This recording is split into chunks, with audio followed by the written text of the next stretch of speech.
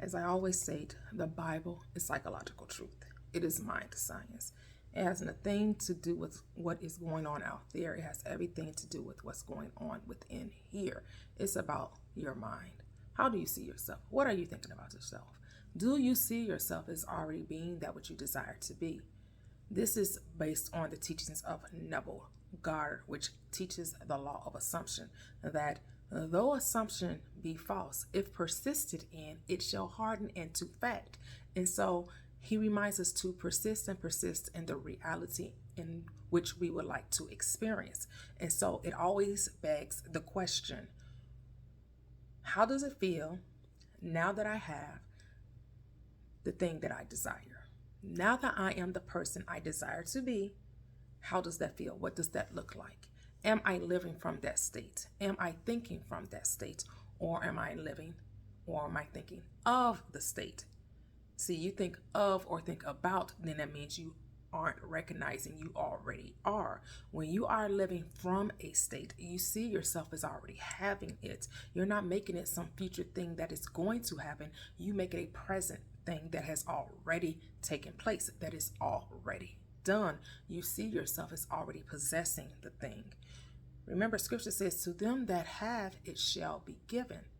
To them that have not, even that which he thinks he has, it shall be taken away. So when you think that you don't have enough money, even the little money you have shall be taken away because you don't even recognize that you have the little. Remember the story in the Old Testament about the widow, right? She recognized she had 3 drops of oil. She recognized the small amount and she made it significant. She didn't make it insignificant, right? And this is what the law is asking of you. It's asking that you recognize that you already have whatever you desire, regardless of the evidence of the senses. This is where faith is so important. It is very important that you have faith, because without faith it is impossible to please him, because he that cometh to God must believe that he is. And then it's all about who you say God is, right? Because whatever you believe God to be, that is how God is going to show up for you. But do you know the truth of God? Do you understand that God is love, that God is Christ, and that Christ is the personification of the mind, that the Bible is all allegory, right? And it is all parables.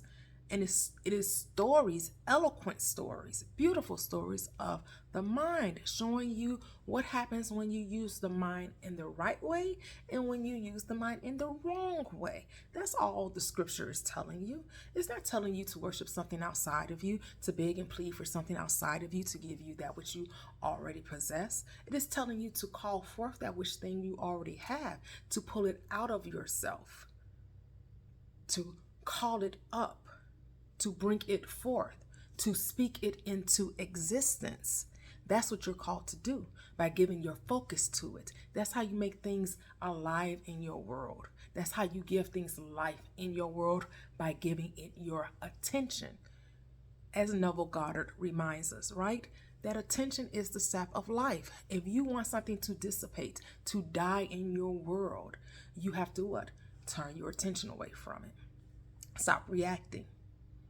Stop reacting, because God only acts. It's the devil that reacts, right? And I know you've heard these things over and over and over again. And yes, it must be repetitive. It must be redundant, because that's how we learn. There's 2 ways that we learn: through hypnosis, right? That relaxed, drowsy, sleepy state that we're told to do right before we go to bed and right when we wake up in the morning. Or we can mimic that state through what Neville Goddard taught as the state akin to sleep, right? So unless you're rehearsing and repeating and practicing and meditating, you'll find it difficult to express that which you desire, because you're not persisting. You're not being consistent. The Bible's always constantly telling you to be not weary, faint not, be of good cheer, be of good courage, be not afraid. You haven't been given a spirit of fear. Do not doubt, only believe. If thou canst believe, all things are possible.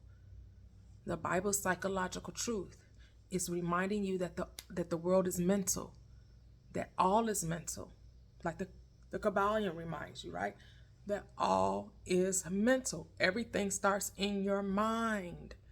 Everything that you see, everything that you do, everything that you experience, everything that you express was first a thought. Everything you see is an expression of your mental activity. So then you have to ask yourself, what am I doing? What am I assuming? Am I assuming that I don't have the thing I desire, so that's why I need to look for a sign? Right? That's why I need to ask the universe for the sign, as some of these spiritual gurus lead you astray, because that is only giving into your doubt and your fears. You're only asking for a sign because you don't believe it has already happened. You're asking for a sign because you're looking for proof. You only want to believe it when you see it. And that's not faith. Faith is the substance of things hoped for and the evidence of things not seen yet. You have to believe it before you see it. So we're not asking for signs, because the scripture says that it is a wicked and adulterous nation that seeketh for a sign. It's for those who think negatively about their desire, those who have turned the wrong way. That's what wicked and perverse means. It has nothing to do with immorality or moral behavior. Let's lose that thought. Let go of that thought. We're not dealing with the race beliefs. We're letting those things go. We're not being conformed to this world, but we're being transformed by the renewing of our mind. We're learning to think differently. We're learning to perceive differently. We're recognizing that if any man be in Christ, he is a new creature. Behold, old things have passed away, and all things have become new. What's new? The way you think is new. The way you speak is new. The way you hear is new. The way you walk is new. You're no longer walking from those old sets of beliefs, of limiting beliefs, unbeliefs, fear, doubt, trepidation. Right? We're no longer living in that state. And so are you applying the law? That's what the law of assumption is all about, applying the law. What are you assuming? Are you assuming that the thing that you desire you already have? Are you living from that state? And you continue to assume and continue to assume until the thing you desired has manifested itself. You never stop assuming.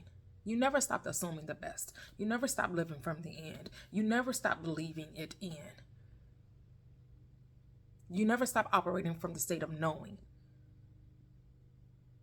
You fall asleep in the state that I am that I am. You wake up in the state that I am what I desire to be. That I received the gift, because a desire is a gift from you to you. And as long as you see it as a gift, you'll stop working for it. But as long as you think it's something you have to earn, you're going to try to force it to come. You're going to try to make something happen. And that's something you cannot do, because I, my own self, can do nothing. The Father within me, my own consciousness, that has to be changed. That has to see the truth of its being, that I am that already. I'm not trying to become anything. I recognize that I already have it, that I'm already that. So ask yourself, what are you assuming? And if you're not assuming that you already have it, then you got some work to do. And the work is mental. You must change the way you think. You must put off the former conversation and be renewed in the spirit of your mind. That's it. That's all. What are you assuming? Change it. If it doesn't align with your desire, then you must turn away from it. Stop giving the unwanted your attention. It's just as simple as that.